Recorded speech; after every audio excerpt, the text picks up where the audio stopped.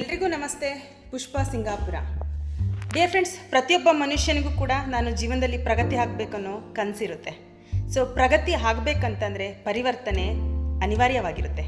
ಪರಿವರ್ತನೆ ಅಂತಂದರೆ ಕೋರಿ ಹುಳು ಚಿಟ್ಟೆ ಆಗೋ ರೀತಿ ಒಬ್ಬ ಮನುಷ್ಯ ಪರಿವರ್ತನೆ ಆಗಬೇಕಂತಂದರೆ ಅವನು ಕಷ್ಟಗಳನ್ನು ಅನುಭವಿಸ್ಬೇಕಾಗುತ್ತೆ, ನೋವುಗಳನ್ನು ಸಹಿಸಿಕೊಳ್ಬೇಕಾಗುತ್ತೆ, ಎಕ್ಸ್ಟ್ರಾ ಹಾರ್ಡ್ ವರ್ಕನ್ನು ಮಾಡಬೇಕಾಗುತ್ತೆ, ಜೊತೆಗೆ ತಾಳ್ಮೆ ಇರಬೇಕಾಗುತ್ತೆ.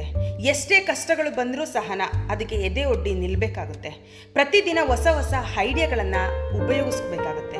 ಸೊ ರಿಸ್ಕನ್ನು ಸಹಿಸ್ಕೊಳ್ಬೇಕಾಗುತ್ತೆ ಮತ್ತು ರಿಸ್ಕನ್ನು ತೆಗೆದುಕೊಳ್ಬೇಕಾಗುತ್ತೆ. ಸೊ ಇದೆಲ್ಲನೂ ಪರಿವರ್ತನೆಯ ಹಾದಿಯಾಗಿದೆ. ಸೊ ಯಾರು ಪರಿವರ್ತನೆ ಆಗ್ತಾನೋ ಅವನು ಖಂಡಿತವಾಗ್ಲೂ ಕೂಡ ಪ್ರಗತಿ ಒಂದೇ ಹೊಂದ್ತಾನೆ. ನಮ್ಮೆಲ್ಲರೂ ಉದ್ದೇಶ ಒಂದೇ ಆಗಿರುತ್ತೆ, ಅದು ನಾವು ಜೀವನದಲ್ಲಿ ಪ್ರಗತಿ ಹೊಂದಬೇಕಂತೇಳಿ. ಸೊ ಹಾಗಾದರೆ ನೀವೆಲ್ಲರೂ ಪ್ರಗತಿ ಆಗಲಿಕ್ಕೆ ಪರಿವರ್ತನೆಗೆ ನಮ್ಮನ್ನು ನಾವು ಉಟ್ಕೊಳ್ಳೋಣವಾ? ಸೊ ಇದು ನನ್ನ ಈ ದಿನದ ಮಾತಾಗಿದೆ.